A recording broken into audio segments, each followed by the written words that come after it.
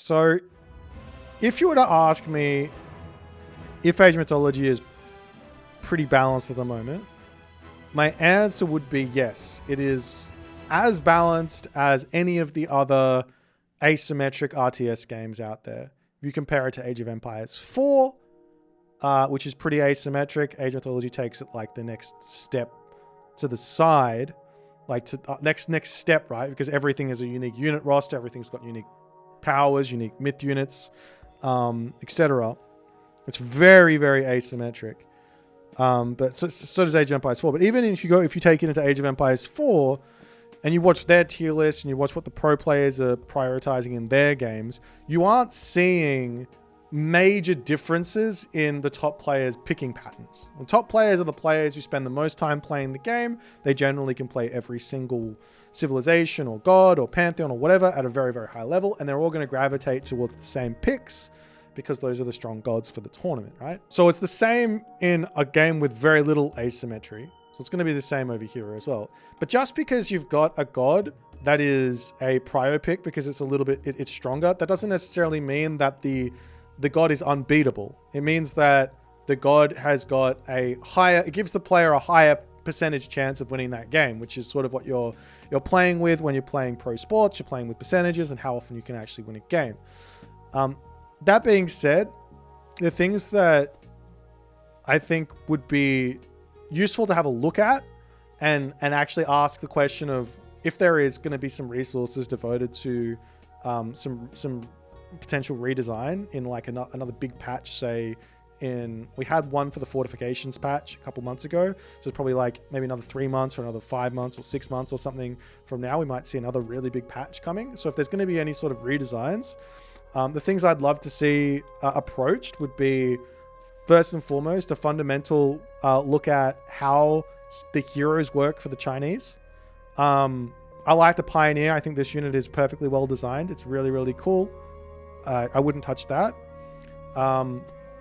I don't like that the Najar here is effectively a Greek hero, except you also get a Pioneer. I think that this unit should be much more of a counter myth unit role than anything else, and it really should suck against human units. And I think the same should also happen to Yang Jian, Li Jing, and also Wen Zhong. All these guys should be very heavily counter myth unit and kind of sucking versus human units. Like, they really shouldn't, like, they could stay alive for ages. You could make them really tanky, I don't care, but they shouldn't really be doing damage to human units. They should be like mad multiplier versus myth units, or a really big special attack versus myth units, and they can take those out, and that's fine. Mythic Age, they're good.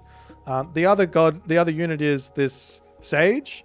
I don't mind them copying my myth unit, but the fact that it stuns my myth unit is not fun to play against. And I don't think it's necessarily fun to use either.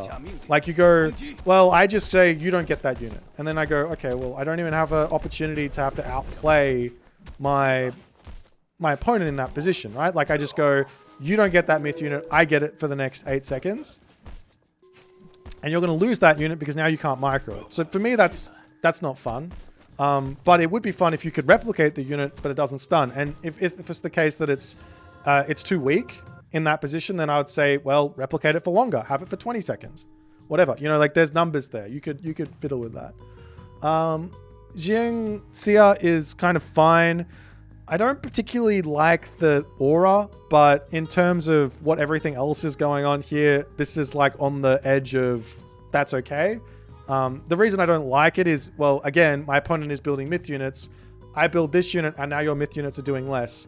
I don't even get to feel that really on the other side. I don't do anything. I just have my unit there, and now your units are just performing less good, which is it's just a strange mechanic. But in terms of everything else I've said, that's like the least of my worries. Everything else, if they change it like that, I think that would be really, really good. There.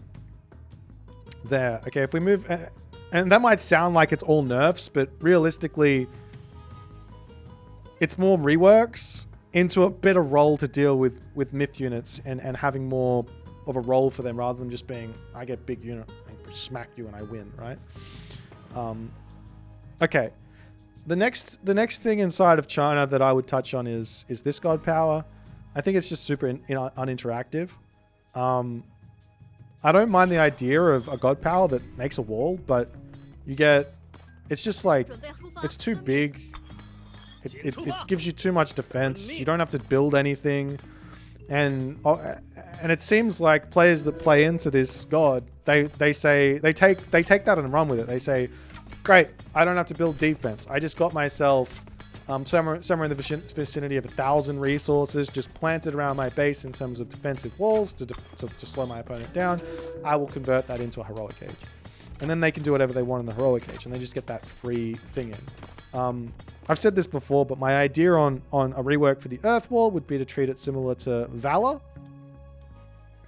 And it would be a very low recharge, like very low recast cost. I'm talking like 5 favor per recast or 1 favor per recast or something like that, with a 30 to 45 second cooldown depending on whatever you feel like. And it just ends up being one long wall, which is a gate. So that's the 15 gold long wall. So it's longer than what the current segment would be, but you only get one of them. And then you can place them wherever you want on the map. You can use it to block your opponent's villagers from running away from you. You can use it to defend yourself. You can use it to create little defenses between your own buildings, so that you've got some stuff going on. Like, so say you want to spread out your favored land, right? But that leaves gaps in your base. So now you go, okay, I spread my favored land out, I drop my wall down, and we're good to go. So you can see that that also might feel like it's a nerf, but also it might be a gigantic buff as well. It's a very big rework, and I might be incredibly upset with it if it were to come through. But that one's pretty important, I think, in terms of like some nice interactivity to come into this defensive god that it's just not fun to play against. Next thing on the agenda is Master of Weaponry. This is just a god-awful designed. I have to be honest. This is really poorly designed upgrade. It's there shouldn't be a unique upgrade you can take which removes an element of the game at the top level, at any level, to be honest. If anyone wants to play with this thing and you don't like playing against raids, just make a couple of these guys, get this technology, and then your opponent will just run their cavalry in and they will lose them. It did get nerfed, but it's literally, I can't harp on this more. It doesn't need to suck, but this is just you could change whatever you want. Give it damage, give it speed, whatever you want onto the halberdier. Just whatever this is, it's just no. It's not. It can't realistically stay in the game and have China and China not be considered an incredibly powerful civilization because of this thing. Now, what else is there? I think this unit here is almost fine, but the problem with it is that it does its damage up front and then does a tiny bit of damage on the pool. It should be the opposite. It should do a tiny bit of damage up front, and then the pool should last for like 3 seconds or something, and that's where the remainder of the damage should come in. So if someone charges at you with 3 dragons and they throw the pool down, now you have an opportunity on the other side to run away. Or if you're playing as, say, Noir, and you throw the pagoda plus that thing, then all of a sudden you get all the damage done. It's a cool little interaction there with Noir, and she's going to have that advantage, and that's kind of cool for her. Or potentially you could do the same thing with, say, a forest protection plus a Qinglong for them to stay there. And then I guess all of the kind of lower level players will still be able to use this unit. And they won't run away because they'll be too slow or whatever. But you know, it's going to be it won't be as frustrating to play against because you've got a little bit of counterplay there. Let's keep going. Quailfu. This guy just shouldn't cost favor. I said it. I think it was a mistake after playing with it for this long. I think it was a mistake. The way that it works is I build this unit, I get in front on economy, and I will win the game. My opponent cannot punish me in some way. I'm just in front. I got a 2 population villager. 3 population villager coming out in the space of a 2 population villager because it takes double the time, even though it's... So, I think it's silly. I think it should cost 100 resources. It can cost 25 food, 75 gold or something like that. And it should just work as fast as 2 villagers, but a little bit more. Because the peasants are slower, you make the Quailfu cost less, works a little bit faster, kind of very similar to how the dwarf works, right? For the Norse. So yeah, that's my take on it. I just, and the other thing is with this is the reason why the Chinese favor rate is so skewed, it doesn't make any sense to me, is because of this Kuaofu. So at the start of the game, I'm just getting a ridiculous amount of favor for no good reason. I haven't really done anything. I haven't expanded my base. I haven't really played into the what's it called? The favored land mechanic at all. I'm already getting X favor coming through. So what I think should happen is that immediate base you build should be giving you no favor, basically. Like a town center shouldn't be giving you any favor. But every building that I attach onto the town center should start picking my favor up. And it should pick it up aggressively, such that if I have half the map covered in my favored land, I'm getting myself like a really, really big amount of favor income. So I can build my myth units and things like that. So if somebody wants to play into their favor income, they're really rewarded. Because right now, I don't play into favor income. I just build my base like I would with every other god and just block off my areas. When I'm playing at the highest level, that's what I'm trying to do. Like there's no reason to not. And then I'll drop ballets down and get town centers, and that'll increase my favor more than enough. So that's that unit. We can talk about the mythic text, but I don't really want to touch on those. Then we come over to the unit roster. There's something just odd about the dynamic of Fire Archer, Chukonu. I don't know what to do with that. I think that needs another think. I don't have an answer. They're funny, funky. The other unit that is very, very... I would say, I don't know if I would go in so far as say it's unfun. Maybe you guys can tell me what you think about this unit, but I think the Dao Swordsman is just a really wonky unit. It's got too much pierce armor for an infantry unit. It's just an absolute beast once you get all your upgrades, and it's completely useless if you don't have the upgrades. So I don't really know what to do about it. Potentially one angle would be... No, I don't really know what to do about it. I got nothing for it. I don't know. More speed, less stats. Put it up to 4 speed. I don't know. I do like how the ballet works. I like the ballet gives us these cavalry. I think that's really, really cool. You get to make your cavalry. They're really strong. You do have to ask the question, though. Are White Horse Cavalry and Tiger Cavalry too closely linked here? Are these guys too closely linked? Like... Would I ever want to build a White Horse Cavalry when I can build myself a Tiger Cav? If it's not about resources, the answer is no. I think I'd just rather the Tiger Cav.